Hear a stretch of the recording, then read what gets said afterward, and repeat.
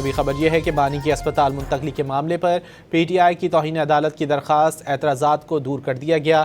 Registrar supreme court کی جانب سے عائد اعتراض دور کر کے درخواست دوبارہ دائر کر دی گئی۔ مزید جانیں گے ڈان نیوز کے نمائندے امیر حمزہ سے۔ امیر بتائیے۔ جی، بانی پی ٹی آئی کی ہاسپٹل منتقلی کا معاملہ ہے۔ سپریم کورٹ میں رجسٹرار سپریم کورٹ کی جانب سے پی ٹی آئی کی توہین عدالت کی درخواست پر سب سے پہلے اعتراض عائد کیا گیا اور اس کے بعد سپریم کورٹ نے اعتراض لگا کر درخواست واپس کر دی تھی، لیکن اب سے کچھ دیر قبل پی ٹی آئی کی توہین عدالت کی درخواست پر اعتراضات کو دور کر دیا گیا ہے اور ذرائع کا یہ کہنا ہے کہ پی ٹی آئی کی جانب سے رجسٹرار سپریم کورٹ کی جانب سے عائد کیے گئے اعتراضات کو دور کر کے درخواست دوبارہ دائر کر دی گئی ہے۔